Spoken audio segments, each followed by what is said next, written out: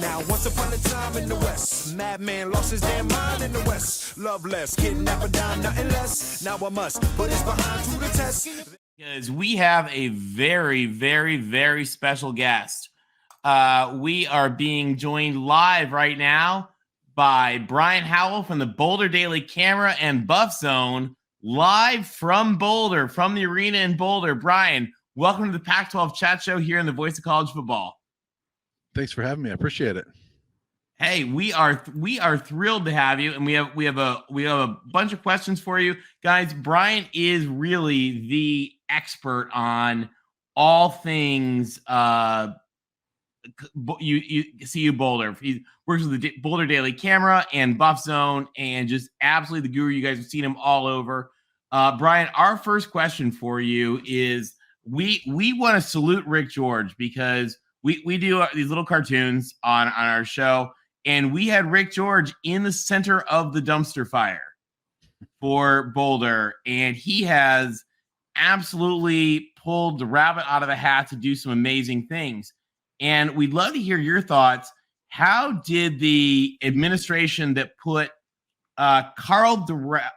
Darrell in charge make the pivot to say, let's go with primetime? I mean, it seems like the least inspired hire ever into the most inspired hire.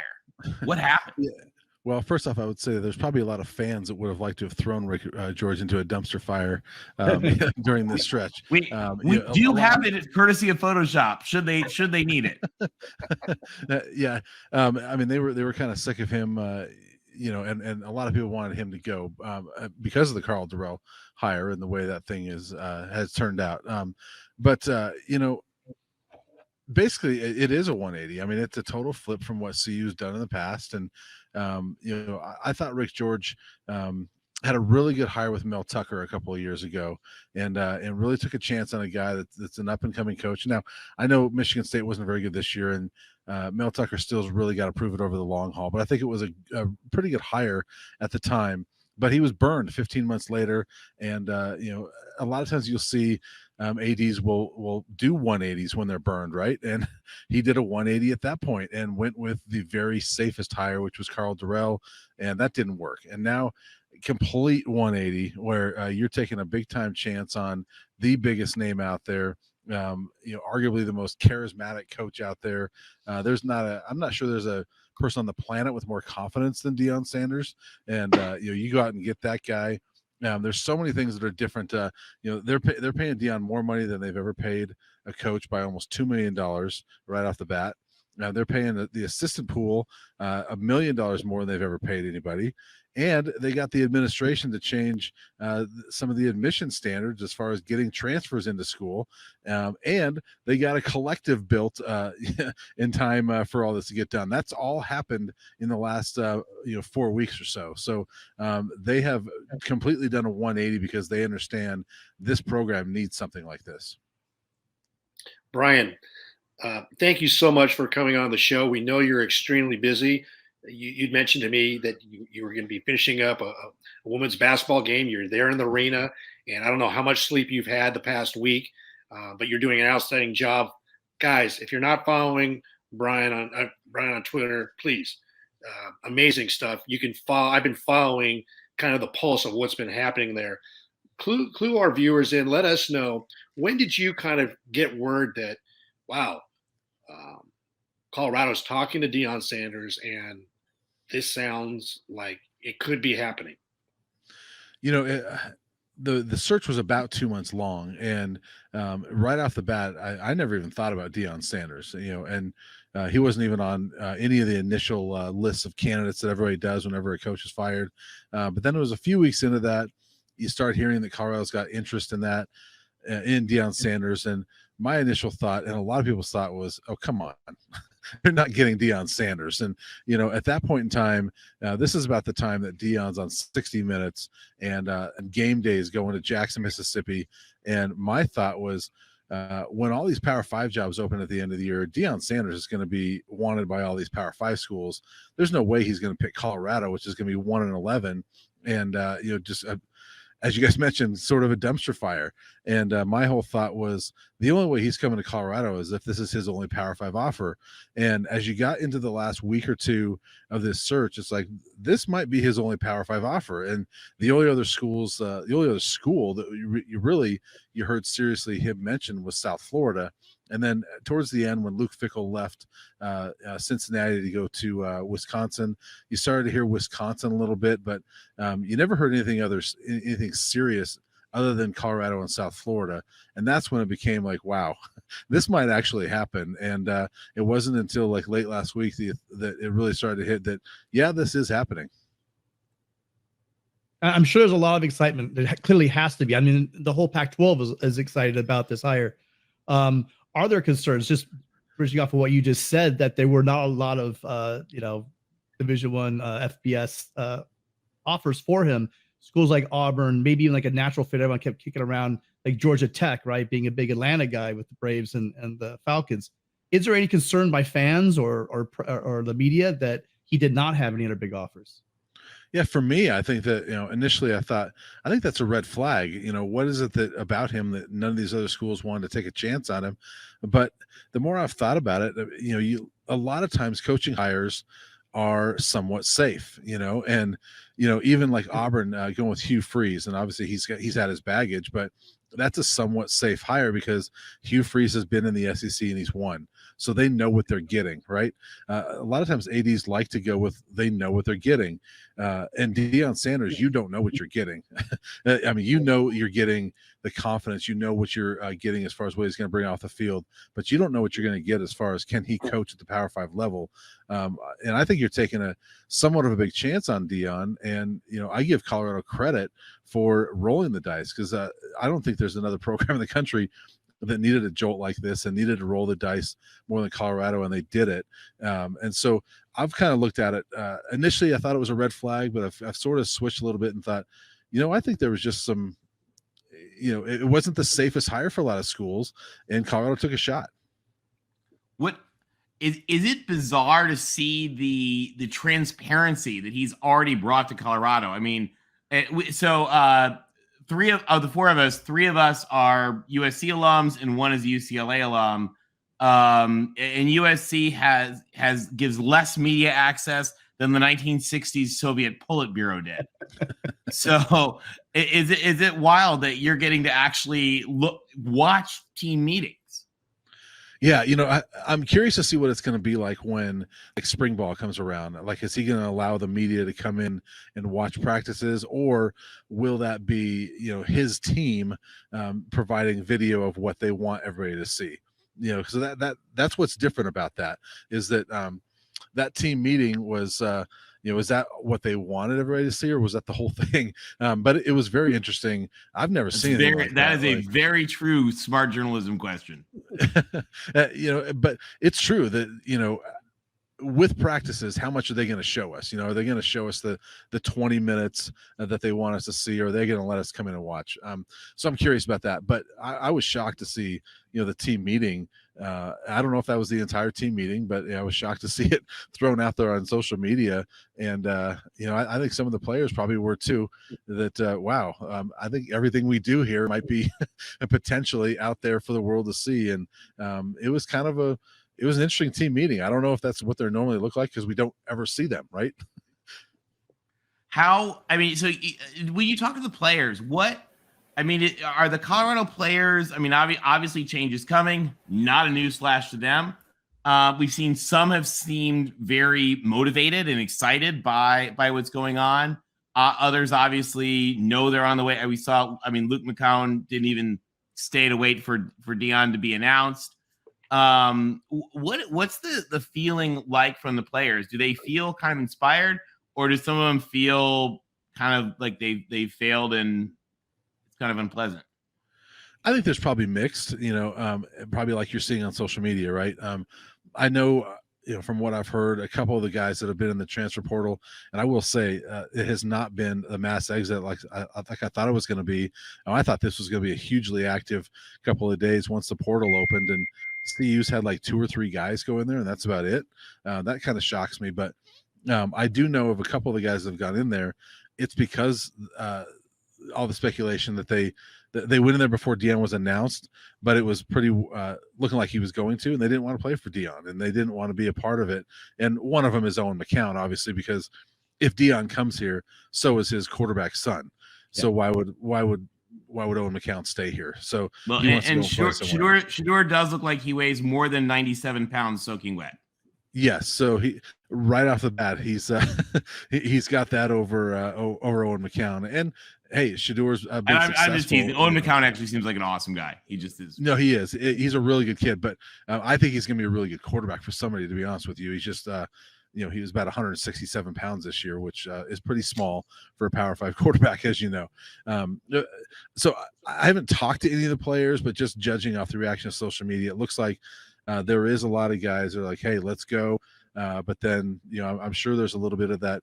What are we getting into here? Brian, let's go ahead, Rick. Let's talk about the coaching staff that Deion's starting to assemble. We hear that Tim Brewster is coming with him from Jackson State. Also, there's reports about Willie Taggart, and I don't know if he's actually been hired yet, but there was some reports I was following on Twitter today that Mike Zimmer was reportedly going to be the defensive coordinator. That has changed. But can you walk through what you know on what Deion's done in terms of hiring his staff at this point, who he's hired and who he's looking at? Yeah, there's been a lot of different reports out there. Colorado hasn't announced anybody yet, but there's about 6 of the 10 spots that we can figure out at this point, and several of the guys have already started working at CU. I mean, Tim Brewster has put out on Twitter that he was heading out on a recruiting trip today for Colorado. So CU hasn't announced him yet, but he's out recruiting. So he's going to come here as the tight ends coach. Charles Kelly from Alabama, he was the associate defensive coordinator this year. He's being hired as the defensive coordinator, and he's been a long time coach and coordinator at Florida State and a few other places. So he's coming here. You have Sean Lewis, who's been the head coach at Kent State the last 5 years. They brought him here as the offensive coordinator, and he's had some pretty high-powered offenses there at Kent State. He's bringing his O-line coach with him. And then, Deion's got a couple of his defensive coaches from Jackson State that are coming with him as well. So those are the 6 that we know of.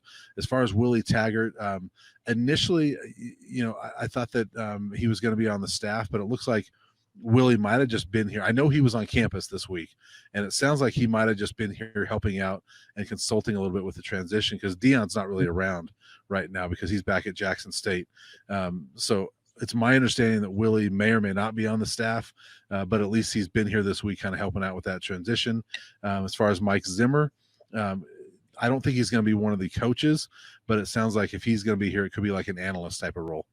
And a wild question for you, and I don't mean to sound like, Mr. Stick in the Mud in asking this, but is there like an agreement between Jackson State and Colorado? Because what is happening with the coaches sort of serving 2 schools?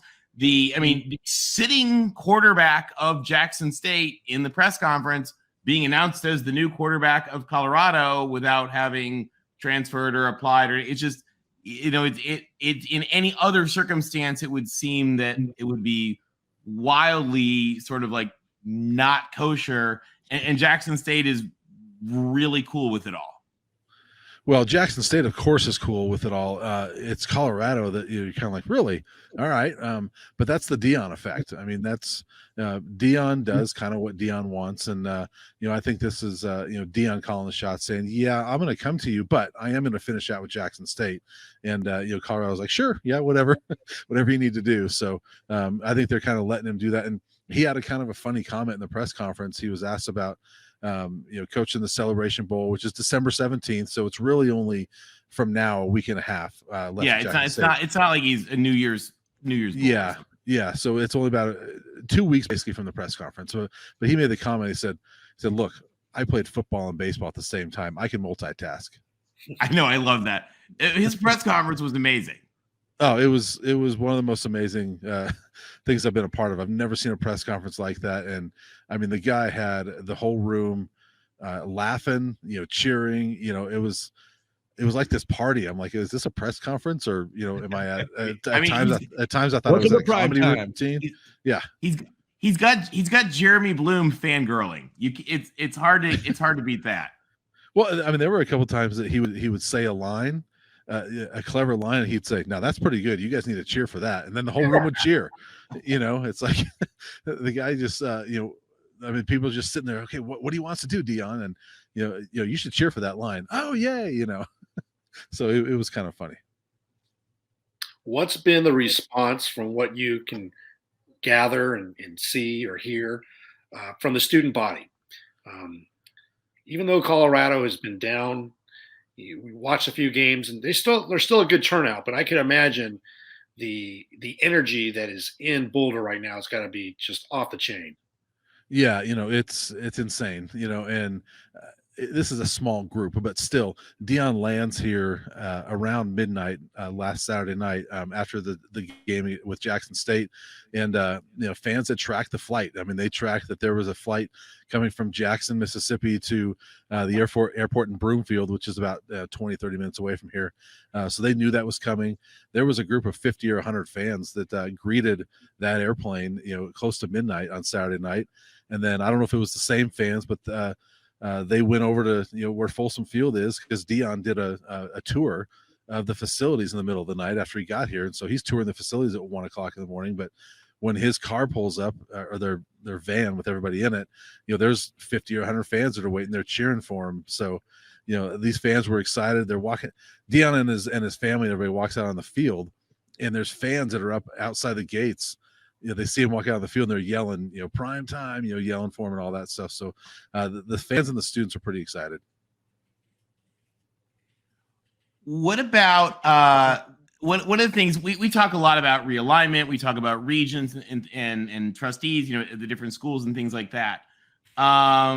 Is this was this really driven at all by the regents making a push, because the changes in the admissions issues, the transfer issues, the investment in Dion, and just the changing of so much of the CU brand and processes?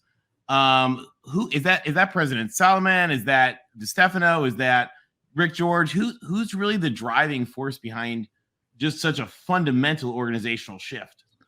Well, I think this is an easy answer probably, but I don't know if it's a cop-out answer, but I think it's all of it. I don't know if there's one driving force.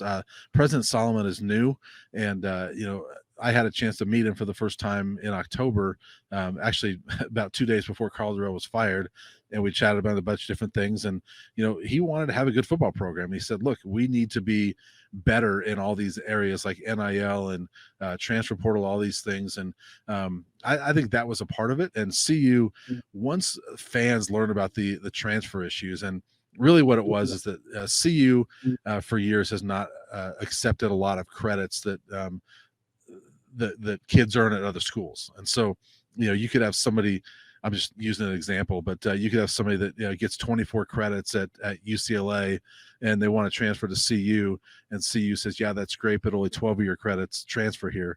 Well, that those kids don't want to make up another 12 credits they've already done, right? And so CU is now, once fans learn about that, they put a ton of pressure on administration that you've got to change this, or else we're never going to get these types of athletes that everybody else is getting. And I think it was a collection of all those people that were like, we do need to change this, and they've kind of fast tracked it. Well, and I confess, this was our show's cry for help for President Solomon, that Ralphie deserved help, and he delivered. Yeah, he did. And credit to President Solomon, credit to Rick George for getting this done. And Rick George and Phil DeStefano have been two of the biggest targets for fans, but honestly, credit Phil DeStefano for changing a little bit. He, at Carl Durrell's firing press conference, I asked Phil DeStefano, you've got these transfer things. Are you looking at changing those? And he kind of bristled a little bit and said, those things are not changing. Well, they did. Less than 2 months later, they changed. So he was blasted after that press conference for the way he answered that question. And I think administration heard that, they felt that, and they made changes pretty quickly. I've got a question. Well, actually, go ahead, LBC. Sorry.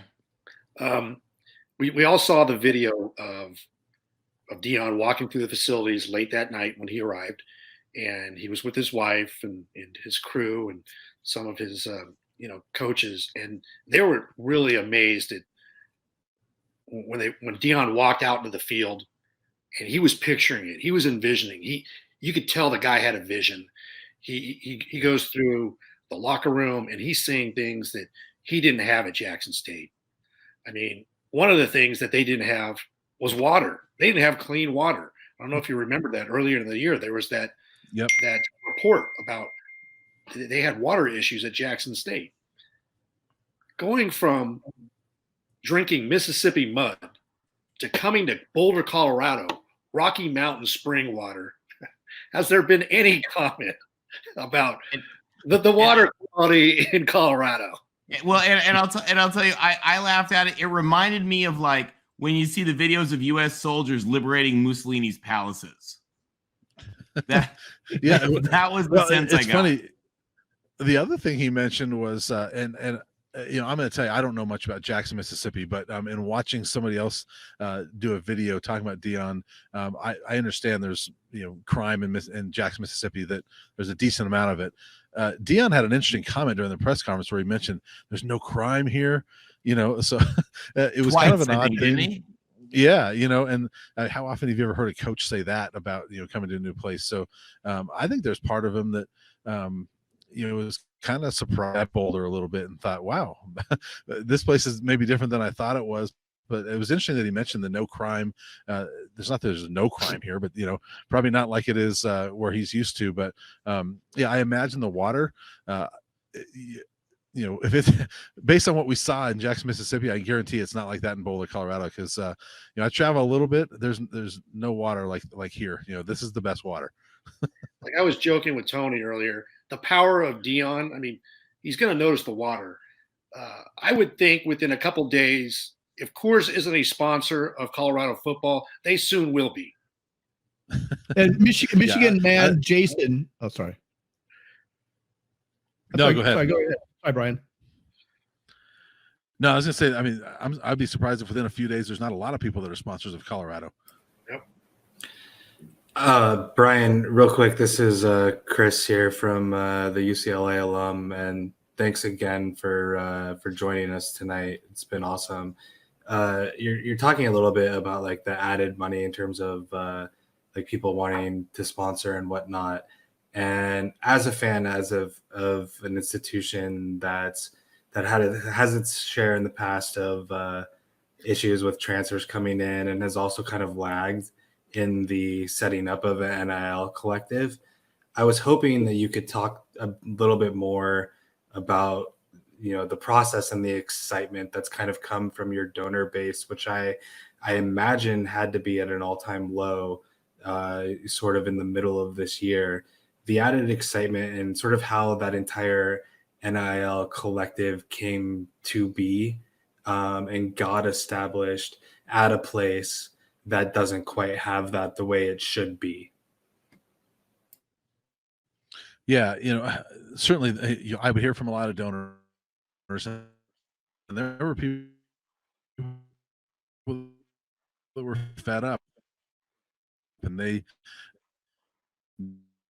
didn't want to give more money the way they were. And as far as the NIL collective, CU had done some things as far as like they had set up a website that would help facilitate deals, that where athletes could sign up and then businesses could sign up and they could partner with each other. But that wasn't a collective, and that didn't come up until just a few weeks ago. And there's an organization called Bus for Life that's been around for a number of years. John Embry, actually the former CU head coach, started it several years ago, and it was originally started as a way to have Buffs help former Buffs, and with medical bills and things like that. It eventually, after like Rashawn Salam 6 years ago this month took his own life, and after things like that, they started focusing more on hey, let's focus on the mental health of our Buffs and make sure that that we're okay in that regard. And then just for former buffs that are driving this, and I don't know what the number of what the money is looking like at this point, but it is former buffs that are driving that and that organization. Connor Johnson, one of our most loyal folks, who's a devout Beaver alum, was asking, and it may be too early to know, but he was wondering if you know anything about if Stax is expected to be coming back. I think so. Obviously, I think it depends on. It kind of depends on if Deion Sanders wants him back, to be honest with you. But Jaylee Stax, it's interesting. It comes from a Beaver alum, because that was the one game that Stax really played a lot and looked pretty good, even though Oregon State killed them. But there was so many injuries with running backs that Stax looked pretty good in that game. I don't know if he's a Deion type of guy or not, but he's the guy that's got a couple of years of eligibility left, and he's a big bruising back, and so I would imagine that he would be back. But again, it's hard to say with Deion. Who does he want to keep? Yeah, I know that Coach Prime I just know he's gonna have the confidence in himself. But we've seen some programs, Sonny Dykes turning a 5-7 TCU around, and you have teams like DeBoer and Washington and USC and Riley turning teams around really fast, right? Because of the new NIL and the new transfer portal and the way things get sped up these days. Are there any concerns? Because we had a Michigan guy here say, "Why you guys talk about Deion?" Apparently, he doesn't follow the news very much. But are there any concerns from you guys? He said that he'll be lucky to win 4 or 5 years next year, 4 or 5 games next year. Colorado's won 5 games in 2 years, right? So, I mean, a 4 or 5 win season would be a great step in the first direction. How concerned are you with the fans and the support system that Coach Prime's going to have? How patient do you think they're willing to be, given how things have been unfairly sped up for all new coaches? Well, it's an interesting question because, when you bring in Deion Sanders, I think the expectations raise quite a bit. But there's also the fact that CU has not been very good for a very long time, and you're coming off a 1-11 season. And I think this fan base would be, maybe I'm wrong, but my sense is, if you could just get to a bowl game next year, that would be tremendous for this program. And if you're 4-8, but the 8 losses are very competitive, and you're losing to USC by 11 instead of by 400 like you did this year, things like that, then maybe they're satisfied with that. I don't know. I think it's super hard right now to project what CU is going to look like next year, because Deion is just getting started, and what exactly is he going to bring in? There's talk Travis Hunter, the #1 recruit in the country last year, might be following him from Jackson State. How good is Shedeur Sanders at this level compared to FCS? So there's so many knows with what he's going to do. Does he bring in this anywhere close to the star power that Lincoln Riley brought into USC? I don't know if he's going to bring in the Blitnikoff Award winner, and a Caleb Williams type, but I think that's so unknown. And so the expectations, I think we're going to find out more in a month or two when kind of we see what his roster is going to look like. All right, Brian, we have taken more of your time than we promised, but we really appreciate it. This has been absolutely fascinating. We do this show, and we have wonderful folks from all 12 of the Pac-12 schools that watch, and I can't tell you how excited we are. I mean, I know you're a professional journalist, but for all the Pac-12 fans from all 12 teams, it's so good to have CU back. Yeah, I am a journalist, but I also did grow up here, born and raised in Colorado, and I was in high school when they won the national title, and I loved. I mean, it's amazing to me sometimes that I wouldn't say a friend, but I've gotten to know Darian Hagan very well, and like Darian Hagan, like, are you kidding me? When I was in high school, that was the man, and so it's. So I've been a fan. I've kind of lose my fandom being a journalist, but you're still that fan, right? And so it's exciting to see Colorado having some excitement. Are they back yet? I think we're going to find out. I wouldn't want to say they're back yet, but I think they have a shot to be back, and that's much better than what we've seen over the last few months. Well, Brian, I know that you've got several people that probably started following you in the last week. Can you let our audience know how they can follow you and keep up with all the latest breaking news on Coach Prime and see you? Yeah, real quick, it's funny because I've never really paid attention to how many followers I have, but I it's suspect hard it's to. gone up this week. Yeah, I was gonna say I haven't been able to ignore the constant notifications, and so around Saturday night I started looking like, okay, what's my follower count? And then I've gained like 3,000 followers since Saturday. It's insane, And so yeah, if anybody else wants to follow me, I see it right there on the screen at Brian Howell 33 on Twitter, and buffzone.com is where our coverage goes. So yeah, follow me there, and we'll get you the latest on the Buffs. Hey, Brian, thank you so much for joining us. We really appreciate it. Let's go Buffs. Thanks, guys. Thank you. Thank you. Have a good night.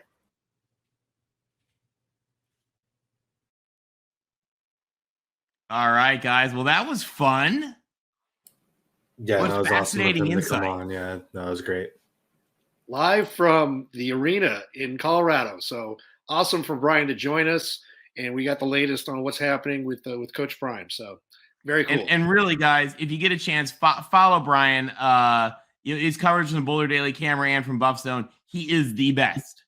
And Colorado is relevant. Colorado matters, and it's gonna be pretty wild.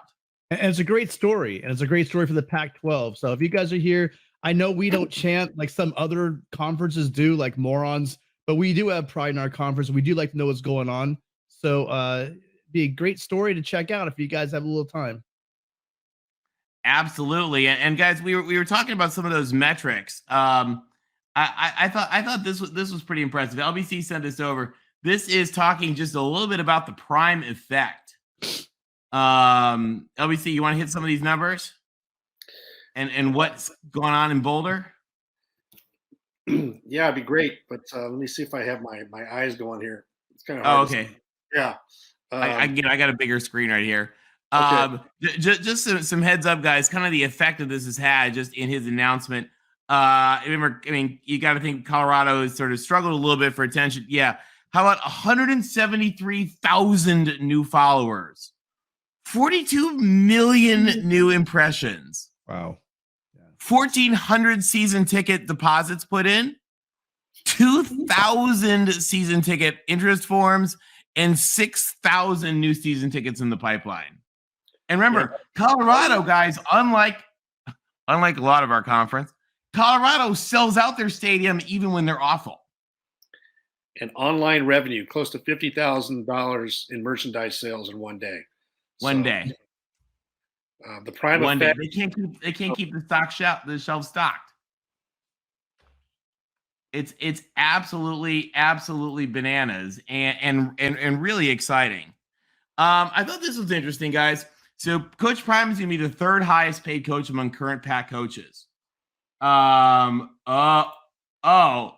and D, hold this right there because we are going to chat. See you Notre Dame in just a minute. Will and D, thank you for that though. We got Jay there. Hey Jay, thank you very much for supporting the channel. And Jay, we love having you, and we love seeing you live the other night from Vegas too. Even if you are a friar, we still love you here. We do. Like Gaucho. He's a Santa Barbarian and a Trojan. He's good people. That's who he is. Thank you, Jay. And that was a great chat. So, guys, these are the 12 Pac-12 schools, what they pay their coaches, and what their records were this year. We sort of know who's on the left. Pretty amazing. David Shaw, of course, no longer there, but was phenomenally well compensated. But CU has all of a sudden jumped up with the big boys here. Look at Any that. thoughts? Tony, I got to give it to you, man. You come up with these graphics that are just so money. This is perfect. Well, it's all right. This was an easy one. These are just basic graphs, but yeah, look at Stanford. They were dishing out $9 million to David Shaw. I think they're going to save a little dough. it's $3 million a win. Yeah. Yeah, but look at Washington there. Although if you said to Stanford, would you pay $3 million to beat Notre Dame? They'd go, Yeah, we'd probably pay 10. Great point. No, but look at what's happening. You see, Regent Gumby reminds us rent is expensive in Menlo Park. It's Yes, true. It is. But look at the coaching staff in the Pac-12 and what they've done in just a couple short years. You got Lincoln Riley, long time veteran coach, and Kyle Whittingham. He's the dean of the Pac-12. Now you got Prime. You've got Dan Lanning. You got Will Cox is making changes with his offensive staff. You got Chip Kelly. Chip Kelly is right in the middle. You're either getting better or you're getting worse. What's UCLA going to do? They're on the spot right now. There's a big spotlight on UCLA. Chris, what are your thoughts with respect to what's been happening with these coaching hires and where UCLA sits? So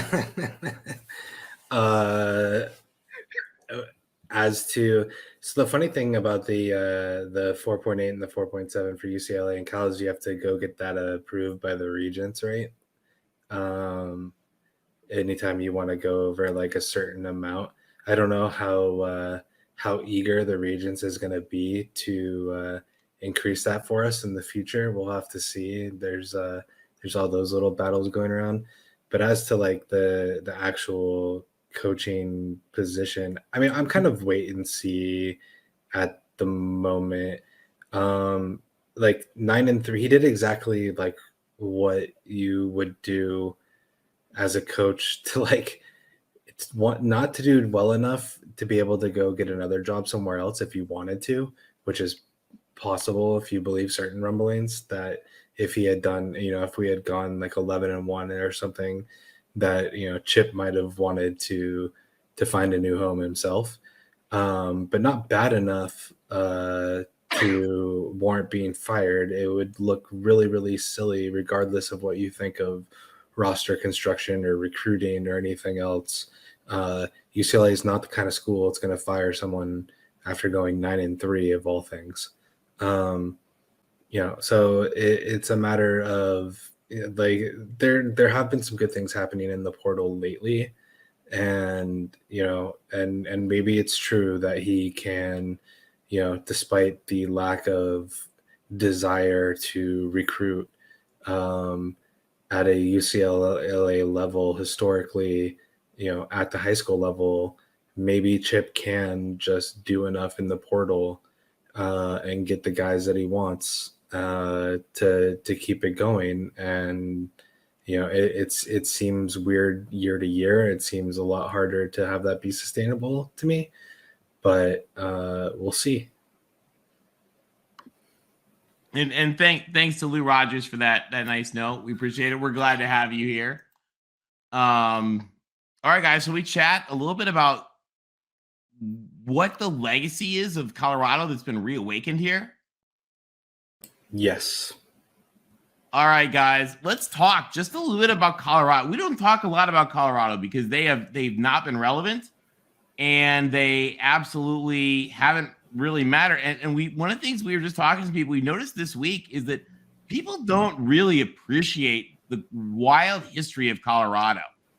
And there's a couple things folks do know. And so we just want to quick hit a couple of like just amazing characters about Colorado. Because the thing about Colorado football is it's not just that they were good, because they were good, but they have had some just absolutely wild characters in the history of Colorado that are just some really, really amazing people. And so we just want to chat about them and chat about who like some of the most impressive Colorado Buffaloes were of all time.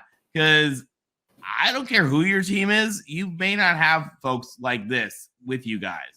Now, and he's maybe not the greatest quarterback in the history of the world, but just a reminder, Joel Klatt, who is my favorite broadcaster, I don't know about you guys, devout Colorado Buffalo. Everybody from Michigan. Wait, can you go back, Tony? Can you go back to that picture real quick? Yeah. Joel Klatt looks like, why is the punter? Was he a punter or a linebacker? Was he really a why did they let the punter he looks like a linebacker. Does he look like a quarterback at all? And the funny thing is, I think he looks older at age 22 than he does now. That's completely. LA has been good to Joel Klatt. My goodness, absolutely. All right, sorry about that. It's true. But guys, there's three characters, and I want to tell you guys a little bit about them, and then get kind of your take. That are just unreal characters about from Colorado. And the first is Whizzer White. Like, this guy is not real. So, how many of you guys have heard of Whizzer White, also known as Justice White? So, this is a guy who played from a high school class of 6 in Fort Collins, played football, basketball, and baseball for Colorado. As a basketball player, he led them to the finals of the first NIT at Madison Square Garden. As a football player, he finished second in Heisman Trophy balloting. Led their football team to an undefeated season, losing to Rice in the Cotton Bowl, unfortunately. Was the student body president and valedictorian, dated the university president's daughter and married her for their whole lives. Then, get this, was drafted 4th in the draft, but also in the same week he was drafted 4th by the NFL, named a Rhodes Scholar. So he postpones going to Oxford for a year. As a rookie, is the NFL's leading rusher. Then he's like, all right, I got to go to Oxford. Leaves the U.S., goes to Oxford in 1939, hangs out, was idolized by the Ambassador Kennedy's kids, Joe and Jack. You might know them. Then, of course, World War II comes out. He is on his way to Harvard Law, gets sick on the train and says, I'll just go to Yale. Gets off at the New Haven station because he's sick. Finishes number 1 in his class. Then this is amazing, gets selected to enter the Yale Law Review, but the Detroit Lions beg him to come. So he says, all right, I'll take another semester off and play for the Lions. Is once again the NFL's leading rusher before he just decides to go back to law school. And then he goes and he's a war hero for a little bit, makes a fortune in Colorado as a big-time lawyer, helps get his friend Jack Kennedy elected, and then spends 31 years on the Supreme Court. Like, how is this a real person? And this is an example. We have 3 quick examples of this. Like, this is Colorado football. Literally one of the most amazing football players in history, who just happened to also be 31 years as Supreme Court justice. What a nugget, man. Tony, that's amazing. It's amazing. And people don't know this because Colorado's terrible. This is literally Justice White. Let's talk about Salinesi. How many of you guys in the chat? How many of you guys in the chat remember Salinesi? Anybody? Totally. How many of you guys are over the age of 40? Right here, man. He was playing for the Buffs when I was a Trojan, so totally remember. So Salinesi was from Oceanside, California, is of Samoan descent, and he was one of the first big recruiting coups for Coach Mack. And the young coach who recruited him was a guy named Les Miles. You might have heard later of him. So this guy came out, and he was actually originally a Prop 48, so he didn't play his freshman year. Was the Big 12 newcomer of the year in 1987, led Colorado to a 7-4 record. Started secretly dating Coach Mack's daughter, which would later become a thing. Then the next year, in 1988, led Colorado to an 8-3 record. They lost in the Freedom Bowl. And I mean, he was just the inspirational leader of the team. They loved him. He was bringing Colorado up. He wanted Colorado to get to the Orange Bowl. He thought they could win the national championship, but he wanted to get to the Orange Bowl. But as they were getting ready for the Freedom Bowl, they said he wasn't feeling like himself, and he was getting real sick, started vomiting blood, and went to the hospital and was stunningly diagnosed horrifically with a very rare and incurable, inoperable, intreatable form of stomach cancer. And in March 1989, as they had a team that they thought would have a chance at the Orange Bowl, was given 6 months to live. And on his deathbed, he and Coach Mack's daughter actually had a baby right before he died. And on his deathbed, wrote a note to the team saying that he would always be with them and that they needed to push on to the Orange Bowl.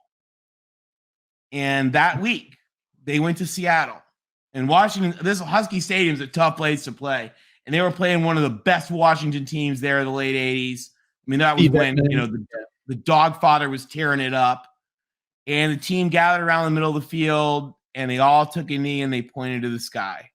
to Sal. And doggone it, they went undefeated.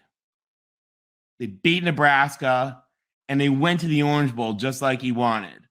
But unfortunately, they didn't win the national championship. They got beat by Notre Dame. But they said, we're going to come back and we're going to do it again. And damn it, in Sal's memory, they did.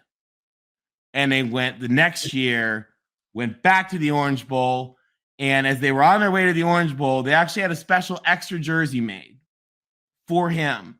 And they hung it in his baby son's room to be there with him when, in his dad's memory, Colorado won the Orange Bowl and Colorado won the national championship. And that's how Colorado won their national championship. And that would be an amazing also story right there, but it actually doesn't end because his son, T.C. McCartney, grandson of Coach Mack, son of Salinesi, star quarterback, was a quarterback himself. And when he was coming out of high school, his number one call was from LSU. Les Miles, who had recruited his dad, recruited him. And he went and was a quarterback at LSU and actually played against Washington at Husky Stadium, where they had done the point to his dad in the sky. And his dad was watching him there. And today his son TC is a coach on the Browns NFL staff. Salinesi, guys, is one of the great stories of history. Absolutely. And how many of you guys in the chat had never heard about that? A couple of you guys. And then just one more. And this is somebody, okay. Hold on. Tony, hold on 1 second. Oh, yeah, go ahead. Let's talk real quickly because you'd mentioned that Salinesi was from Oceanside, California. And for those of you that are not from Southern California, don't live in Southern California, Tony's giving you a great history lesson. I'm going to give you a little geography lesson and a little subset of a history lesson. I don't know this to be fact, but La Jolla is probably about 20 minutes south of Oceanside down the 5 freeway. And there was a player that went on to go to Colorado who most likely would have been inspired by Salinesi, and that was Rashaan Salaam. Rashaan Salaam won the 94 Heisman Trophy at the University of Colorado, and he went to a little school. It was 8-man football, La Jolla Country Day School in La Jolla, California. And La Jolla and Oceanside couldn't be any similar, two totally different beach cities. But you had to think that his spirit and his legend inspired Rashaan Salaam to go to Colorado. That's how big Colorado was back in the day. We're going to need a graphic, Tony. I know La Jolla is not exactly San Diego proper, but we need to do a graphic of all the San Diego Heisman running backs. So many. I can think of 4 right off the top of my head. I know it is pretty crazy. Ricky Williams, yep, and a couple Trojans. Yep. All right, and another one here. This is another character. And by the way, when we tweeted out about this show, I got a notification last night that Jeremy Bloom liked 2 of the tweets I put out, and I literally squealed like a 12-year-old girl at a Taylor Swift concert. Let's talk about Jeremy Bloom. Jeremy Bloom was like an early 2000s heartthrob that on par with the Backstreet Boys. So first of all, if you guys have seen the movie Molly's Game, that's actually about his older sister, the high stakes poker games. Oh, okay, that's right. Yeah, that's about his sister. So Jeremy Bloom, first of all, he launched the first true missile at the NCAA that would lead to NIL freedom. And quite honestly, if it weren't for what he was having to do at the Olympics, Jeremy Bloom, actually his lawsuit would have brought NIL even earlier. And the wild thing about Jeremy Bloom, he was a world champion skier, Olympian, football star, and fashion model. And the NCAA tried to block the endorsements that he got from skiing and modeling. I mean, legit true NIL. And in the Olympics, you have to have sponsors to support your training for the Olympics. And he sued the NCAA for it. And the court cases got brutal, and the NCAA fought them tooth and nail. And it eventually got to the point where Colorado was going to be forced to forfeit his games as a result of the NCAA overreach during court fights. Jeremy Bloom is the first one to really have the great case against the NCAA. But he's just another one of these amazing football characters of history. So he's a 3-time world champion on Team USA, competed in the 2002 and the 2006 Olympics in Salt Lake City and Torino. And he's the only athlete to ski in the Olympics and be drafted by the NFL. And he said it made his skiing championships easier because, unlike the other skiers, he was used to having to compete in front of 50,000 people every week. So this guy, despite only being 5'9", and despite having to, at the very end of football season, immediately lose 15 pounds to ski and put it back on for football, just a few months after, imagine you're a professional skier skiing the Olympics at age 19 and then immediately have to like come home and have spring football. Well, in his freshman year, on his first play, get this, first play they throw him the ball, he breaks against Kansas State. Dude breaks 4 Colorado records. Longest scoring play with a 94-yard touchdown.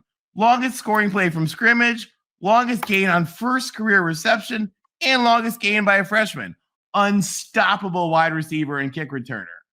Was drafted by the Eagles, went to the combine for the draft 3 days after the Olympics for skiing. Unfortunately, he was hurt. He refers to the NFL as not for long after a few years on a reserve list. And, like you do when you're done, leaves the NFL and immediately starts a new marketing software company called Integrate. Sells it, and he's still the CEO of it today. Now, this is not just some random company. It was named Best New Company a year later, the American Business Awards. He's now an author, a TV personality. He's won an Emmy Award.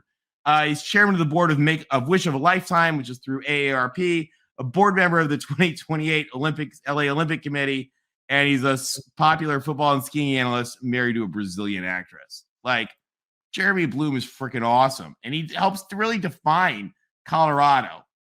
So, this is just the kind of thing that, I think that a lot of our people, particularly our Pac-12 fans, don't really know about these wild characters of history. And there's a great interview, right, Tony? A great interview he talks about how he was integral in bringing Coach Prime to Colorado. You sent me that link, and it was just an amazing link. That's what I was just going to get to. Oh. Not only is he, legendary Colorado figure, he's still very involved. And Jeremy Bloom is one of the key people that helped get Coach Prime to Colorado. So, this is why Colorado football matters, guys. And I know they've been so bad and people haven't appreciated it, but it's folks like this that are really why Colorado's mattered. So, with that said, guys, we're gonna open up the chat in just a minute. But everybody, who are your favorite Colorado players, and who wants to remind us about the catch? I'm gonna throw a little honorary mention out to Cordell Stewart real quick. And Cordell Stewart was throwing the ball we see right there to Westbrook. Yeah, that's my growing up really good Colorado team. I just remember like being a little kid and being like, oh my gosh, that Cordell Stewart guy is so cool. He like plays receiver, he plays running back, he plays quarterback, and like those Colorado teams, not in the glory of their like championships, right? But still real good. And when they talk about Hail Marys, right? That guy threw that ball 250 yards in the air. Cordell Stewart just unleashed that thing, man. and just one of the most amazing Hail Marys I've ever seen, for sure. Forget the stakes. I mean, just to catch the ball was amazing. Yeah, that was absolutely one of the most amazing plays that I can think of. All right, guys. So hey, we want to hear from you guys. So if you want to call into the show, we'd love to hear what you think about Coach Prime. We've talked about each of the Pac-12 teams tonight. We'd love to hear what you think about the Pac-12 teams. Next week, we're going to do a bowl preview where we kind of start to go in depth into the bowls. But we want to hear what you guys think about the Pac-12. So well, there we go. We just put a StreamYard link in the chat, so we'd love to have you guys call in and talk to us about what you think. Just a reminder again, we have our sort of like favor. We ask you, don't be a dick, be constructive, and no personal attacks as you have fun and chat. All right, we got Will ND.